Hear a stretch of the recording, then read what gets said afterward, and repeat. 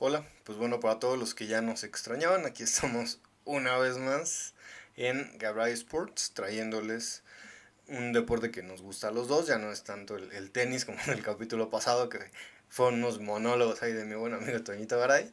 El día de hoy, pues bueno, volvemos al fútbol, volvemos a un ejercicio que nos gusta bastante, que es el analizar los mundiales, hablar de los mundiales. Pues ya saben cuál es más o menos el guión a seguir, que es primero, bueno, analizar cuál es la perspectiva, el desempeño de México, que es quizá el país donde más conocemos, y después de eso, pues bueno, enriquecer un poco con todos los demás países, cómo lo vimos, y demás. Le cedo la palabra de arranque al buen Toño Garay para que nos cueste un poquito de este Mundial de Sudáfrica 2010. ¿Qué pasó, estimadísimo Conde? Como bien dices, ya regresamos al fútbol, ¿no? Que nos gusta bastante, nos gusta bastante platicar acerca de esto, del máximo evento en el fútbol, que es el Mundial. Creo que cada 4 años nos emociona bastante el que llega esta competición, este torneo, y desde los meses previos en que se arman los grupos y las sedes, los estadios, llenar el álbum, etcétera, y pues obviamente platicar un poquito de mundiales que ya pasaron hace un tiempo está bastante padre y entretenido, ¿no? Y aparte, pues sí, tenemos también un poquito de conocimiento de lo que es el fútbol. Entonces, pues sí, vamos a platicar sobre el Mundial de Sudáfrica 2010. Ya platicamos sobre el 2002 en Corea-Japón, el 2006 en Alemania, y llega el turno del primer Mundial en el continente, pues que casi que es como un continente olvidado, ¿no? Un continente como que en el plano mundial no pinta mucho, como que las grandes potencias o bueno, el mundo en general lo ha olvidado un poco, no se le voltea a ver. Y pues toca que organicen el mundial en Sudáfrica, ¿no? Que es, pues creo, de los países medianamente más avanzados allá, con todo y que tiene muchas problemáticas, evidentemente. Entonces, un país, pues sí, lejos de ser un país de primer mundo, le toca recibir esta competición. Eh, y hay cosas interesantes, ¿no? El primer mundial en el continente africano lo recibe una nación donde Nelson Mandela todavía vive y es un referente pues, de los derechos sociales, de los derechos civiles, de la búsqueda de la igualdad, de combatir la pobreza, como de resiliencia. Es toda una figura, ¿no? Nelson Mandela, que en África le llaman Madiba. En el idioma natal significa algo así como padre, padre de todos o padre de la nación, una cosa así, es bastante interesante. Y bueno, llega el mundial a estas tierras.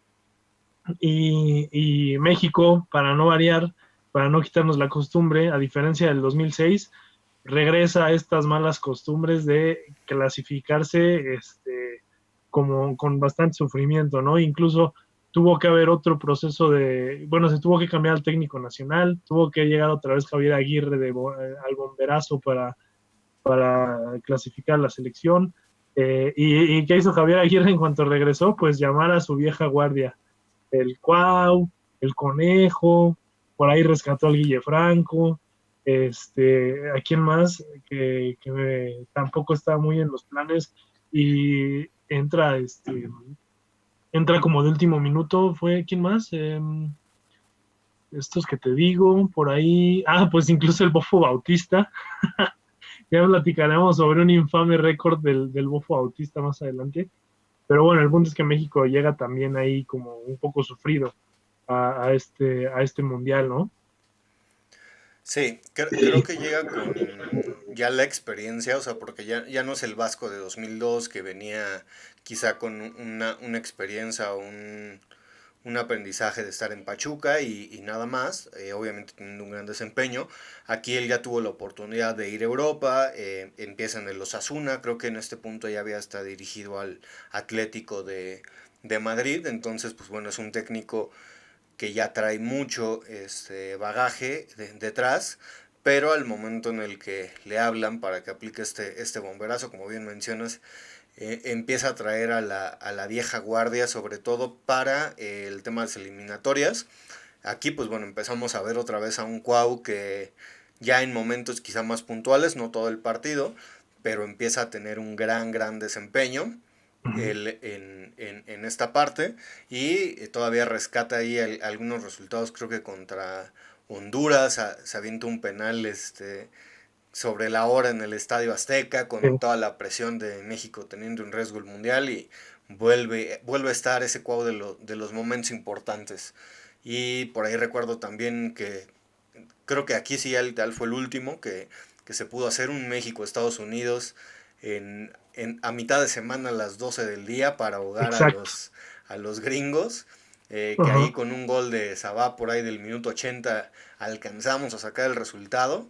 Pero justo, o sea, aquí todavía un México que utilizaba pues todas estas ventajas que te da el estar en la altura y demás, porque pues sí, o sea, digamos que no estuvo tan sencillo el proceso, que ya después se nos empezó a hacer costumbre y creo que para el siguiente mundial se puso todavía peor, pero pues sí, o sea, es más o menos la perspectiva premundial que México tuvo que pasar, pues fue todo esto, además, pues bueno, como bien mencionas, hubo un cambio de técnico, que aquí ni siquiera fue por un tema de la selección mayor, porque México en realidad hizo una Copa América bastante destacable, quedó en un tercer lugar por ahí de 2007, que aquí empieza a haber, bueno, en ese momento hubo una división, ¿no? Entre técnico y jugadores, porque ellos mencionaban que les dieron a escoger y al final ellos fueron los que dijeron que no querían participar en la Copa América y entonces echa mano de otros jugadores como Nery Castillo, en ese momento se llama a los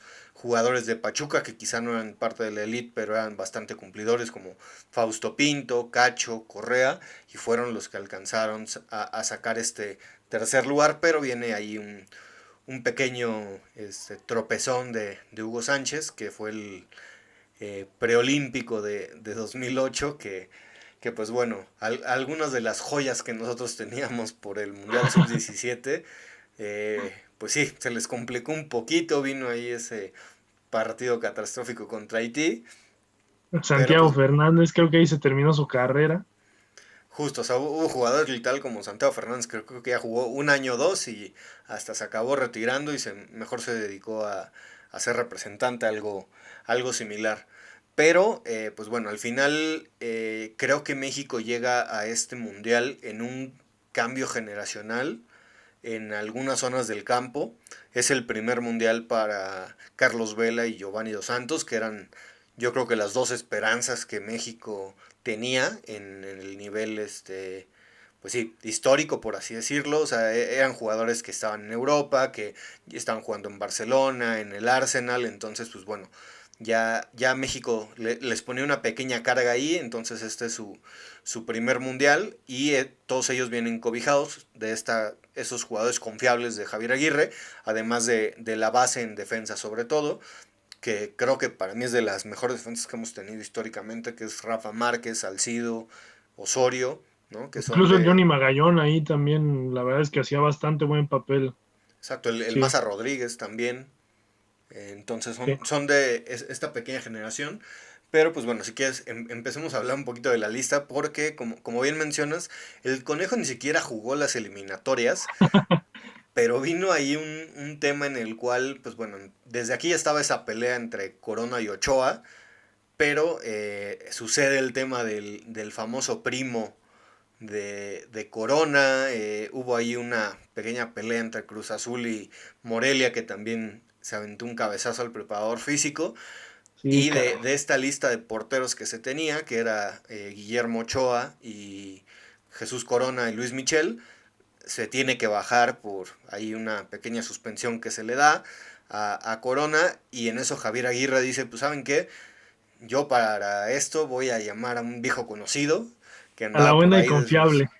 por ahí de sus 40 años y dice, ¿sabes qué? Voy a llamarle al Conejo Pérez, ¿no? Él fue el que me ayudó en 2002, le voy a marcar para que venga y haga este proceso, ¿no?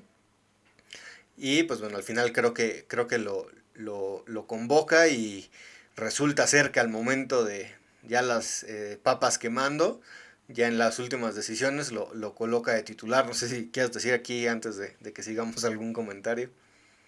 Sí, pues aquí es eh, esta selección armada por Javier Aguirre como pues de última hora casi casi, donde entra a rescatar otra vez el barco y como dices, llama a sus viejos soldados, a los que en él, a los soldados en los que él confía, y dentro de ellos pues está el Conejo Pérez, ¿no? El legendario Conejo Pérez, que pues sí, él ya no pintaba para jugar otro mundial y creo que el que haya recibido esa llamada a los 40 años de, oye, Conejo, pues, ¿sabes qué? Cuento contigo. Aparte de como es el Vasco, ya me imagino cómo ha estado esa llamada, ¿no? Este, ¿Sabes qué, cabrón? Cuento contigo. No te me, o sea, vas de titular, güey. O sea, ¿no? Ha de haber sido algo así bastante cómico, pero que al Conejo sin duda le ha de haber caído un poquito de sorpresa. Pero sí, lo que dices de la alineación, bueno, la convocatoria para el Mundial, es el primer mundial en el que estos chavos, que eran la esperanza de México, que ganaron el Mundial de Perú en el 2005, ¿no? Fue el 2005, el sub-17, eh, donde esta camada de muy buenos jugadores, por supuesto, Giovanni, Vela, me parece que Efraín Juárez también formaba parte de ese equipo, Moreno. Héctor Moreno, el Chicharito se había quedado fuera de esa selección, ¿no? Incluso de esa convocatoria para el Mundial Sub-17, pero igual formaba parte de esa generación. Entonces, como que llegan, pues, con este peso encima de decir, ahora sí ya es el momento, les toca el escenario grande y confiamos en ustedes. Y además de esto, pues había otros jugadores bastante ya con experiencia, confiables, como el caso de este Carlos Salcido, por supuesto Rafa Márquez, el Maza, Osorio, Paul Aguilar, que lo decíamos también ahorita, el jugador del América, y Johnny Magallón, pero hay otra cosa, el Chicharito, no sé si te acuerdas que meses antes se anunció que se le llevaba el Manchester United, ¿no? Todavía no había jugado ya como un partido de liga con el Manchester, pero al momento del Mundial ya era un jugador firmado por el Manchester United. Entonces también eso como que acaparaba más los reflectores. Es una selección que a mí me gustaba la línea, bueno, me gustaba la convocatoria. A lo mejor dos nombres por ahí sí cuestiono y digo, a lo mejor podrían haber no ido, ¿no? Que son el Guille Franco y ay, ¿cómo se llama? El Bofo Bautista, que a mí me gustaba bastante cómo jugaba, la verdad, pero creo que ya no estaba en su momento, ya no era como el chavito o el jugador que podía haber hecho cosas más interesantes unos años antes. Eh, entonces solo ellos dos, fuera de ahí como que se me hacía una buena selección, Guardado, Israel Castro, el mismo Pablito Barrera que surgió de los Pumas, después también estuvo ahí con tu Cruz Azul, creo que tuvo muy buenos momentos él en su carrera, y este mundial en particular me parece que es donde mejor jugó. Este mundial recuerdo perfecto, sus desbordes por la banda era muy bueno, era de los que te desequilibraban el partido. Lamentablemente después pues se cayó un poco su nivel y ha tratado de retomar, medio ha subido otra vez y se ha convertido en un referente de los Pumas, pero creo que sí un poco lejos del nivel que llegó a tener en este mundial, ¿no? Sí, y en realidad, y lo comentábamos un poquito fuera del video, que era una generación que le estaba en esa transición, entonces, pues sí, es una cuestión el tema del Guille Franco, pero tampoco había tantas opciones, ¿no? Comentábamos ahí quizá un poco Miguel Sabá o no más, ¿no? No teníamos como tanta materia prima, sobre todo hacia adelante, creo yo. Quizá hay algún otro delantero que en ese momento pues, no andaba tan mal como Cacho, Landín, pudieron ser solución, pero pues no había tanto, ¿no? Como quizá en algunos otros mundiales sí pudiéramos cuestionar, no fue este, no fue el otro. Creo que aquí sí fuimos muy justos en tema de calidad, no era una mala selección y creo que en el mundial se demostró, pero pues bueno, esto Oye, nos da un poquito de pie, sí, dime. sí, y aquí también habíamos tenido el chispazo de Nery Castillo, ¿no? Sí, pero también creo que fue un jugador bastante intermitente, igual y sería respetarle bastante el tema de que estuvo en Europa, pero pues creo Sí. que a nivel de juego no dejó tanto, ¿no? Y hasta llegó a jugar aquí en México y creo que creo que fue un jugador bastante intermitente, le hizo mucho daño el irse a Ucrania en su momento y era la transacción de un mexicano más cara en la historia, pero se alejó, en su momento estuvo creo que en el Manchester City, o sea, no acabó por explotar, quizá creo que por temas, ahí hasta extra cancha, ¿no? Como que ya empezó a perder un poquito la pasión, se enojaba, El piso, pero sí. ya es como le responde a un periodista. ¿Sabes sabes cuál es la diferencia? Y es así, que yo estoy en Europa y tú estás en México, ¿no? Y se separa, o sea, sí, se perdió bastante. La verdad es que era un jugador que a mí me gustaba, creo que podía desequilibrar cuando jugaba bien, era bueno, incluso ya ves ese golazo que le mete a Brasil, es calidad pura. Pero sí, como dices, fue demasiado intermitente, a lo mejor no sé qué le haya faltado, si profesionalismo, humildad, pues todo un tema, ¿no? Pero bueno, también ahí creo que valía la pena mencionarlo porque pasó por tránsito ahí por la selección que entre esa bola de jugadores que pues al final no se consolidaron. Totalmente. Y antes de comenzar ya con cómo fueron los primeros partidos de México, creo que para mí uno de los más grandes errores, que digo, ya se va a ver hasta el tercer juego, fue que México no tenía un líder definido, ¿no? Fue un mundial en el cual México en la ronda de inicial presentó tres capitanes porque justamente yo creo que ahí entra un poquito el tema ya de la locura, ¿no? Que tenía el buen Vasco Aguirre, pues no tenía tan definido, tenía como otras ideas diferentes. Entonces empieza ahí a mencionar que no, que él tiene tres líderes y en el primer partido que aquí tuvimos, creo que bastante suerte en el tema de la rifa de los grupos porque nos tocó digamos que el cabeza de serie un poquito más flojo, aunque estaba la presión inicial y ahí el nervio de prácticamente todos los analistas de que iban a apoyar a Sudáfrica, que cómo iba a ser la primera vez que un país anfitrión perdía desde el inicio. Entonces había como Sí. mucho nervio. Nos tocó una Francia ahí, que bueno, quizá en el papel no sonaba tan fácil el grupo, alcanzamos avanzando, pero bueno, nos tocó una Francia, pues quizá en sus horas más bajas, pero bueno, al Ajá. final la calidad de los jugadores, uno lo ve, lo que fue y lo que fueron, no estaba nada sencillo. Ahí estaba el buen Ribery, estaba el buen Karim Benzema y varios jugadores que, bueno, fueron de gran nivel. Pero bueno, si quieres comenzamos, vámonos en orden. Primer partido nos toca contra Sudáfrica. Aquí, bueno, Oye, empezamos. Sí. ajá, dale.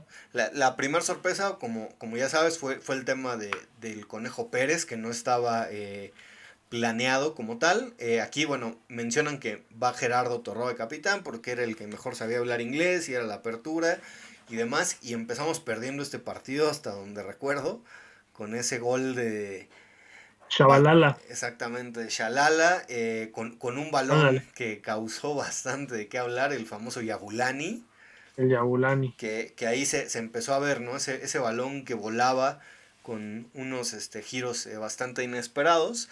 Ujú. Pero, pues bueno, este partido México lo acaba empatando con no muy buen sabor de boca quizá, pero Rafita Márquez marcando otra vez en un mundial, como se le hizo costumbre creo yo. Entonces Ujú. empatamos este primer partido con Sudáfrica. Creo que no estaba tan, ¿cómo decirlo?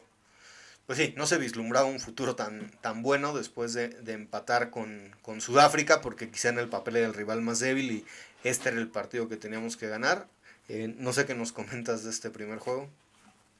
Sí, yo me acuerdo que estaba esta expectativa de pues Sudáfrica en teoría es el equipo más débil, pero no lo podemos considerar débil porque es el país local, ¿no? Y sabemos que siempre jugar contra el local no implica nada más jugar contra las gradas, jugar contra el público. Me acuerdo también que era todo un tema lo de las bubucelas, que como que sí decían los jugadores que pesaba, que sí recibía, o sea, que sí se sentía acá bastante la vibra desde la tribuna. Y aparte, pues sí, cómo el país anfitrión que ha invertido tanto y que pues se ha tenido que esforzar bastante porque no es un país rico, pues va a terminar perdiendo, ¿no? Con México o que se quede fuera en primera ronda. Entonces, sí, toda esta expectativa. como dices, empezamos perdiendo, luego ahí el nervio de qué vamos a hacer y perdemos nos toca todavía con Uruguay y con Francia, que son países históricamente fuertes en las Copas del Mundo. Entonces sí, pero por fortuna ahí Rafa Márquez, como bien dices, en el tradicional meter por lo menos un golecito por mundial, se hizo presente. Y creo que él es el que festeja como con el dedo, ¿no? Así como de la boca y como, no sé si por un bebé o algo así que había tenido. Eh, y lo que dices del balón, sí, los problemas con los que se metió Adidas en esos balones, porque empezó desde el 2006 con el Team Geist, pero este fue creo que la madre de todos los malos balones en la historia. O sea, tiene una locura lo que se movía esa cosa. Me acuerdo en el gol que le mete creo que fue Van Bronckhorst en el partido por tercer, que le pega, o sea, desde un lugar lejísimos de la portería y termina metiéndose justo en la esquina contra Uruguay, pero que el balón hizo un súper extraños. Y así era con prácticamente cada tiro que se realizaba desde lejos, ¿no?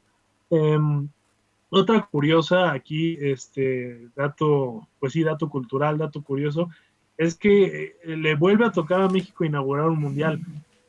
México es el país que más partidos inaugurales ha jugado. O sea, yo no sé si la FIFA tenga algo ahí de pues, que empecemos con los que llevan mucha afición o los que para que calienten un poquito, vayan calentando el mundial o no sé, pero es el que más partidos inaugurales ha echado. Incluso a México le toca jugar el primer partido en la historia de las Copas del Mundo en 1930. O sea, no, a mí se me hace ya mucha casualidad, porque creo que son como 5 o 6, el del 30, el del 50, el 58, obviamente el 86, luego le toca y por ahí creo que me estoy saltando uno, pero es interesante este dato, ¿no?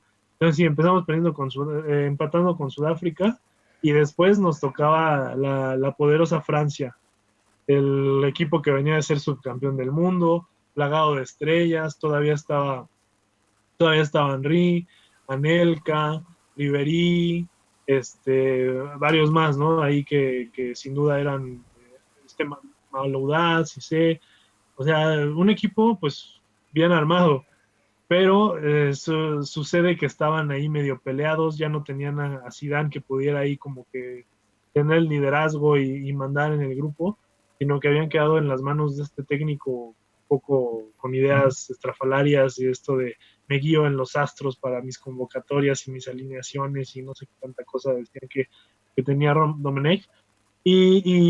Pues bueno, sí, por más que tuviera muchas estrellas, era un vestidor fragmentado. En boicot, se dice que en boicot, incluso creo que sancionaron a Anelka y a uno que otro jugador por ahí porque se investigó y sí, en efecto hubo un boicot. Y que, bueno, a final de cuentas termina beneficiando a México, ¿no? Un partido bueno. Francia creo que no tuvo mucha llegada, la verdad. No sufrió mucho México. Aquí es donde el Chicharito mete su primer gol en las Copas del Mundo y cumple esta como también otro tipo de tradición donde el abuelo y el papá también habían anotado y entonces también ahora el nieto se hacía presente. Y otro que me da mucho gusto que haya metido gol también aquí fue el Cuau, que 4 años antes se había perdido el mundial al que debía haber ido en su mejor momento y en el que el fútbol le quedó a deber, ¿no? A lo mejor esta fue una forma un poquito, pues noble de recuperar un poco de lo perdido, que se haya podido ir con su golecito ahí en ese partido contra Francia. Y es una victoria histórica, quieras o no, porque Francia no deja de ser un campeón del mundo, subcampeón del mundo también 4 años antes, con estrellas, etcétera. Entonces creo que esto da motivación al equipo y empieza la gente a decir, venga México, sí podemos, el equipo está funcionando bien, hay que soñar un poco y a Uruguay yo me acuerdo que para ese mundial, Uruguay ya llevaba pues sí, varios años que no pintaba, ¿no? A nivel internacional. O sea, incluso se había quedado fuera en los mundiales previos. En el 2006 Uruguay no estuvo, en Pero el ahí, 2002, en el 2002 tampoco, 98 creo que tampoco. ¿Qué pasó? sí, que ya te me saltaste al de Uruguay, no me dejaste opinar nada del de Ah, Francia. perdóname. Sí, sí, sí, Este, dale de Francia. sí, que aquí, o sea, nada más que dar como justo dos comentarios que aquí creo que es la famosa clasificación ahí con un asterisco de la UEFA que mete la mano el buen Thierry Henry, Sí, mete la mano en pleno partido de repechaje europeo con para que Irlanda. no salga contra Irlanda y por ese gol acaban clasificando y como tú bien mencionas, ¿no? Creo que en el propio mundial hicieron esta suspensión de los jugadores, este técnico estrafalario, pero fue un gran partido de México en tema yo creo que defensivo.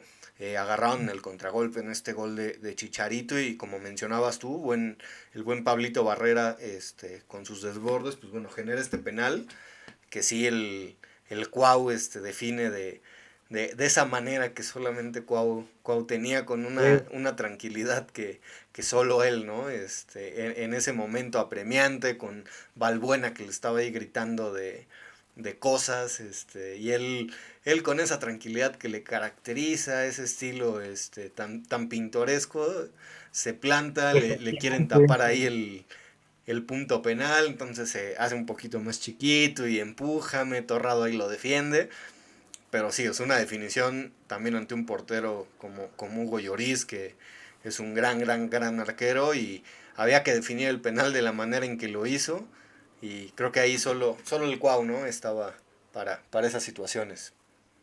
Sí, exacto, el Cuau, o sea, para mí el Cuau es el mejor jugador mexicano después de este Hugo Sánchez y aunque Rafa Márquez tuvo logros también sobresalientes y que ningún otro mexicano más, bueno, es que ni Hugo, porque Hugo no ganó la Champions, por ejemplo, pero digo, lo de Hugo fue otro nivel, ¿no? O sea, 5 pichichis en el mejor equipo del mundo es irreal. Rafa Márquez obviamente fue una pieza fundamental del Barcelona, de este Barcelona que, que, se puso de moda y que al día de hoy todavía tenemos esta corriente que dejó, ¿no? De seguidores en México, porque pues Muy corriente. no era muy popular, era pues, un equipo más realmente, pero llegó Rafa Márquez, Ronaldinho, empezó esta era de Pep, que ahorita vamos a platicar por supuesto de eso, pero bueno, el Cuau ahí después de estos dos monstruos y pensando bien las cosas, yo creo que le dio más a la selección de lo que este Hugo Sánchez y Rafa Márquez le pudieron haber dado. Creo que Cuau siempre apareció en los momentos en los que se necesitaba, jamás se rajó. Si había que ir a partirse el alma a Trinidad y Tobago, a Honduras, a donde fuera, él iba y así le pegaran y lo rompían. Pues incluso creo que su carrera se ve bastante afectada por esa lesión muy fuerte jugando contra Trinidad y Tobago en el Estadio Azteca. Y era como este jugador que al ponerse la playera de México, si ya era bueno, se revolucionaba todavía más, ¿no? Se fortalecía, se potencializaba todo su carácter, su talento, sus ganas de ganar. Y yo creo que necesitamos más jugadores con esa mentalidad. Son pocos los que realmente la tienen. Esta mentalidad de, pues, ¿qué? O sea, el alemán a lo mejor es más alto, sí, pero yo tengo más picardía y yo soy más inteligente, yo tengo más agilidad, yo tengo más inteligencia, o sea, él no, realmente no se intimidaba ante nadie. Entonces, sí, qué buena onda que pudo meter este golecito, ¿no? Y después con Uruguay, ¿cómo ves? Pues yo creo que es una generación de Uruguay muy buena porque se junta Luis Suárez que empezaba a despuntar con un Diego Forlán que creo que hace el torneo de su vida o en el nivel de su vida. Creo que fue un jugador muy completo. Él igual tuvo un inicio parecido al de Chicharito, estuvo en el Manchester United. No encontró tanta suerte como quizá el Chicharo en sus inicios, pero pues sí dio creo que muy buenos resultados, sobre todo ahí en el Atlético de Madrid Y en el eh, Villarreal. y en el Villarreal exactamente. Entonces, pues sí, creo que es una nación de Uruguay que, de hecho, mucho de esta base todavía sigue, como Muslera en su momento, y fue un equipo que dio bastante de qué hablar. Y aquí creo que es uno de los grandes errores, digo, y retomando el tema de Cuauhtémoc, se me hizo muy valiente lo que dijiste en cuestión de que era el mejor jugador mexicano. Quizá hablando de selección, sí pudiera estar ahí un peldaño arriba de Rafa y de Hugo, pero quizá hablando de fútbol en general, pues no lo pondría a ese nivel, ¿no? O sea, creo que sí, sí come aparte el buen Hugo y Rafa, y Ah, quizá, definitivo. Sí, sí, sí, en ese sentido definitivo. Pero después de esos dos, creo que yo, la verdad, yo sí pongo al Cuau ahí, después de estos dos monstruos. Pero sí, dale, dale con Uruguay. sí, justo, o sea, totalmente, pero para mí uno de los mayores errores fue ese forzar que Cuau iniciara contra Uruguay. No estábamos tan seguros de que íbamos a pasar, aunque quizá habíamos sorprendido con esta victoria ante Francia. Creo que no era el partido para que iniciara Cuau. O sea, Cuau era un excelente revulsivo. No era para que iniciara, pero aquí es donde entra esta necedad de tengo tres líderes y lo voy a poner de titular para que salga con el gafete. Creo que ahí sobró un poco en el tema del Vasco, se le empezó a ir un poquito y después coronó ante Argentina con esa titularidad del buen Bofo. Pero sí, o sea, creo que aquí no planteó también el partido. Fue un partido en el cual, si no hubiera sido por el Conejo Pérez, creo que no, nos llevábamos más en la canasta. Pero aquí, pues bueno, demostró creo que el buen Conejo Pérez por qué fue el titular, ¿no? O sea, era un portero bastante confiable y lo logra. No sé si quieras pasar al partido de Argentina, algún comentario. Vámonos con Argentina, estoy de acuerdo con todo lo que dijiste. Luego nos enfrentamos aquí ante una Argentina que había sufrido bastante para calificar. Los estaba dirigiendo un jugador, un exjugador que había logrado algunas cositas en su vida, el buen Diego Armando Maradona, que aquí creo que se encuentra con una generación bastante buena, con jugadores como Carlitos Tevez, como Messi, Higuaín, Di María. Tenía bastante calidad en esa selección. Aquí es donde quizás se comprueba que no cualquiera puede dirigir. O sea, se decía que esa Argentina se dirigía sola. No decían que era un gran técnico Maradona, pero bueno, creo que él en su momento o en su locura supo hacer bien las cosas. Se ve reflejado en esa lista, por ejemplo, va Palermo, que fue el que le salvó las papas en ese partido contra Sí, Perú en las le salvó la chamba. eliminatorias. El buen Palermo ahí lo premia, traían un Diego Milito que venía de estar ser el mejor del Inter de Milán. Y pues sí, o sea, no era un partido nada sencillo.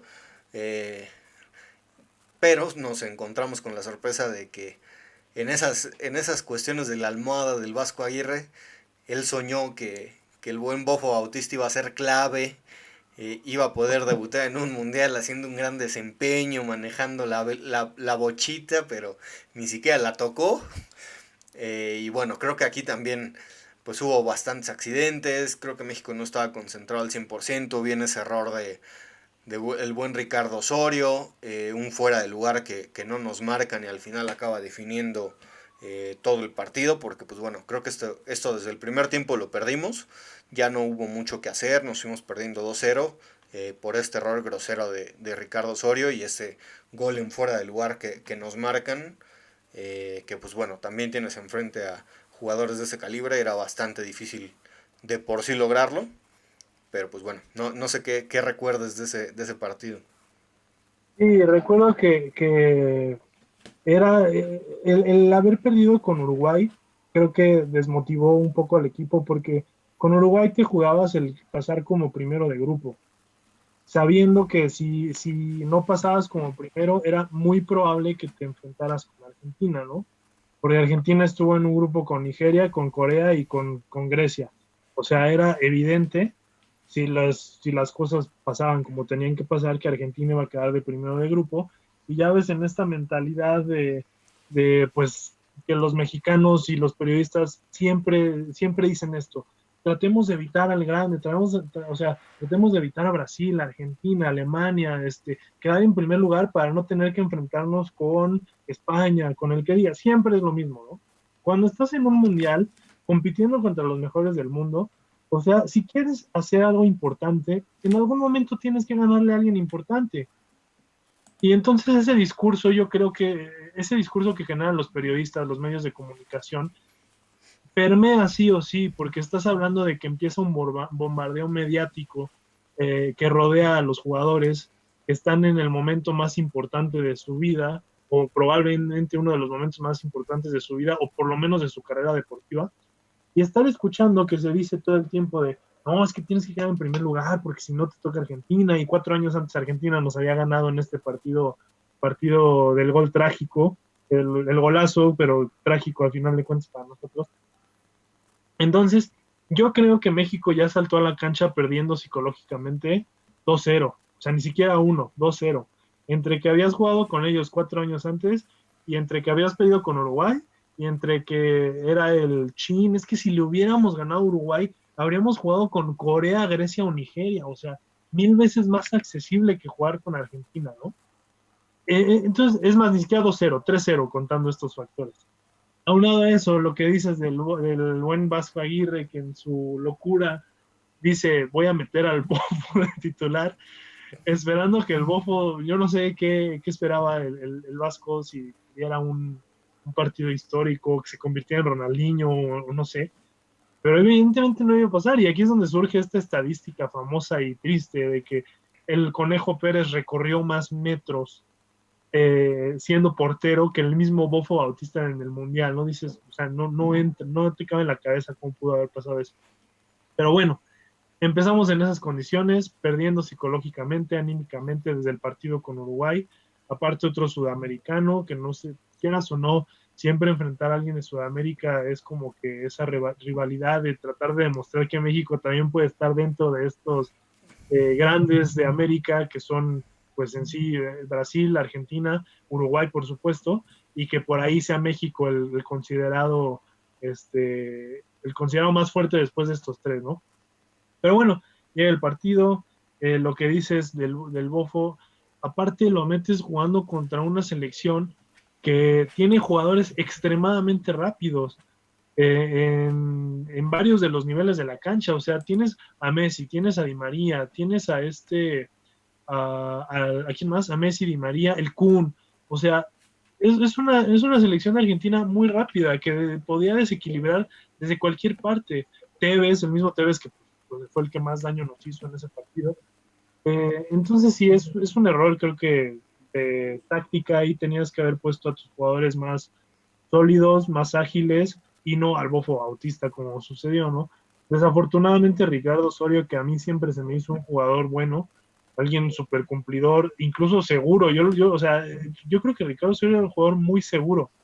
Ahí lo traicionaron a lo mejor estos nervios, esta parte psicológica, eh, que pues no ayudó nada, y México terminó perdiendo 3-1, pues sí, un partido que desde que cayó el primer gol como que ya decías, esto ya valió. O sea, porque aparte fue temprano, ¿no? Creo que fue como el minuto 20 o algo así del primer tiempo. No aguantamos mucho. Y ya nada más como para cerrar de manera digna ese gol del Chicharo, que también fue otro récord del Mundial, creo, la aceleración más fuerte en todo sí, la máxima aceleración registrada en todo el torneo, una cosa así registró ese gol del Chicharo, ¿no? Pero bueno, así nos fuimos otra vez en octavos de final, otra vez en el Llamerito, bueno, ahora ni siquiera Llamerito, porque sí estuvimos muy lejos.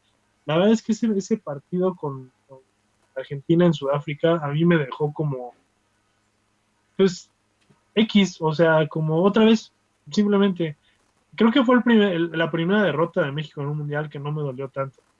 Porque quieras o no, la del 98, que a mí me había tocado ya bien, bien, fue con Alemania, un partidazo donde pudimos haber ganado también.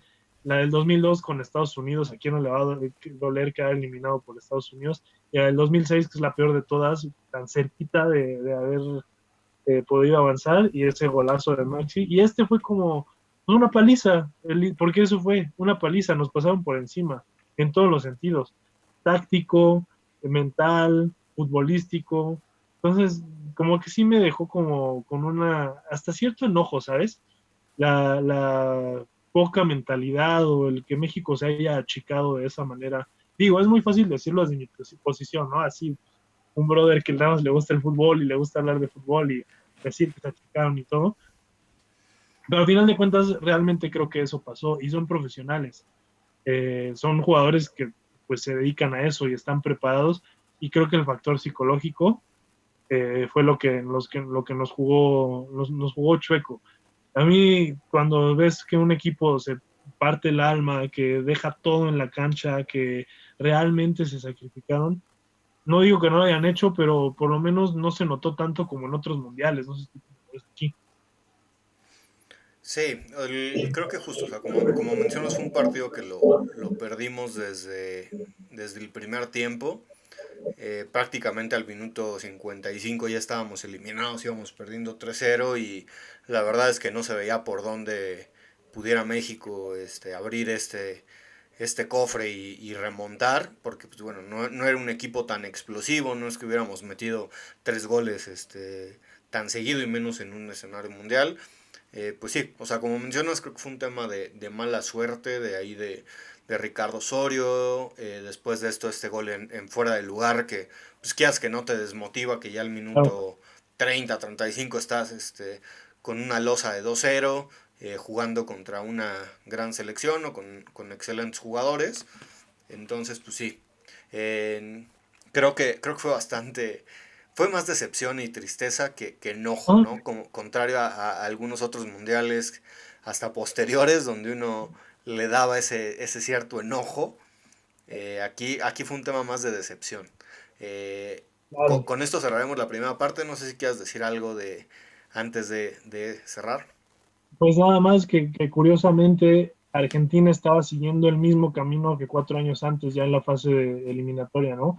Enfrentarse con México en octavos de final y otra vez con Alemania en los cuartos. Y otra vez iban a quedar fuera ahí. Me acuerdo perfecto un partido poético de Özil y de Müller, sobre todo, donde otra vez la Argentina de Maradona se queda en la misma instancia. Y bueno, cerrar con eso esta primera parte, para que en la siguiente platiquemos ahora sí de esa selección que para mí es la que ha jugado más bonito al fútbol desde que veo el fútbol, pero ya lo dejaremos para la siguiente parte, a la furia. Exacto. Y vamos a hablar de una jugada que genera bastante debate moral y sabrán cuáles son nuestros puntos de vista de esa jugada y bueno, un repaso de todas las demás elecciones. Les dejamos pues bueno aquí al final que se puedan suscribir, denle like a este video y pues bueno, síganos apoyando. Si les gustan pues ya tenemos bastantes videos en el canal y pues bueno, muchísimas gracias y nos vemos.